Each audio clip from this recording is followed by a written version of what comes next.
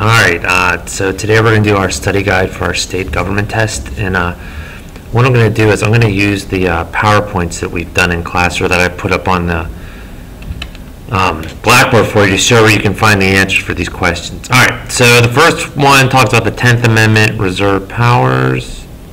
So let's go to structures and powers of state government. No, sorry.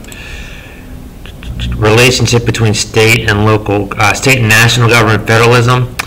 Right here, the powers not given to the national government by the Constitution are reserved to the states, as explained in the 10th Amendment. So if we look at this slide here, you'll see over in this area it talks about what state governments can do. Establish and maintain schools, establish local governments. We talked about licensing, marriage laws, driver's licenses, things like that. So there are things that only the state governments can do, and again, those powers are reserved, given to the state governments, and that's done by the state, by the 10th Amendment. All right, so which level of government is supreme? Well, in federalism, looking right here, Constitution establishes federal form of government. Powers are shared between state and local, but the national government is supreme.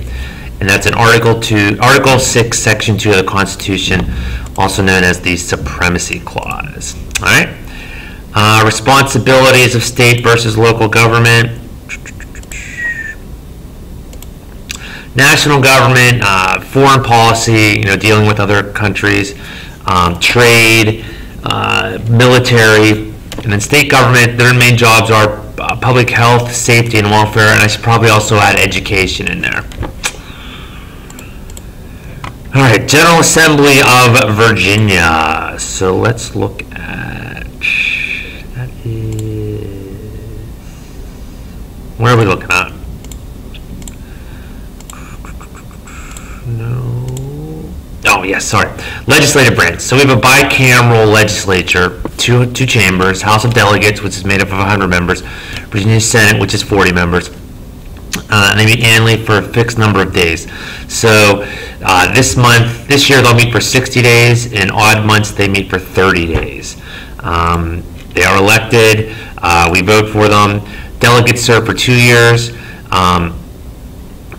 And members of the delegates serve for 2 years, senators serve for 4 years. And why do they write legislation? Well, as we looked at, the budget is about 40% toward, why do they write legislation, why do they write laws? Most of that goes towards education, about 40% of it, of the budget for the state. They also write laws in response to public health, the environment, public safety, lots and lots of different things, and for taxes, to collect tax revenue. The governor, how many terms can the governor serve? Our governor may only serve 1 term. He can be elected once for 4 years. He can't run again. If he wants to run again, he can wait 4 years and run again then. But he cannot serve more than 1 4-year term. He's the head of the executive branch. Some of the things the executive branch does, they administer laws, they enforce the laws, they regulate different aspects of business and economy, and they provide services. The executive branch, no, that's all I got for the executive branch. Okay. Oops. The governor also fills several roles, included in those are chief of state. He's the head of Virginia. He represents Virginia. If he's going out to cut a ribbon to open a bridge, if he's going out to honor some Boy Scouts, he's acting as the head of the state of Virginia. He's the chief legislator. Again, that deals with, he signs bills into law. He can veto laws. He can also help propose legislation. He's the chief administrator for the state. He's the party chief. Our current governor is a Democrat, so he helps the Democratic candidates throughout the state, and he's also commander-in-chief, and that's dealing mainly with the Virginia National Guard.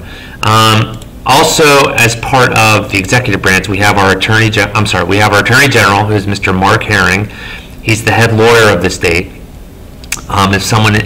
If a politician in the state needs legal advice, they go to Mr. Herring. He also represents the state in legal matters. And then our lieutenant governor is, let's bring this over here, Ralph Northam. He is, I guess, the vice president of the state. It's not the same as our national vice president, as he is separately elected from our governor. He also serves as head of the Senate, but the only time he can vote in the Senate is if there is a tie in the Senate. And okay, let's go back to our blackboard. All right, lawmaking process, and then legislative issues. We talked a little bit about the legislative issues. Let's look at the lawmaking process. It's very, very similar to the lawmaking process at the national level. You'll notice the only difference is, instead of sending the bill to the president, at the state level it's sent to the governor. And also, you know, our legislatures write, our politicians write laws, legislation for a lot of the same reason they do at federal level. They want to take action in response to problems or issues. We've talked about this in class. There's a bill right now. I believe it's gone through the House, it's now in the Senate, dealing with education. There's a couple different things in it. One is trying to reduce the number of SOLs taken in 3rd to 8th grade. Sorry, I know that doesn't affect you. We talked about that in class. And another is trying to overturn Virginia's what's called the King's Dominion Law, saying that we can't start school until after Labor Day. A lot of our states around us start school a lot earlier than we do. The main reason for this that would be good for us, it would give us more reason to prepare for those fun tests you take at the end of the year called, again, the SOL test.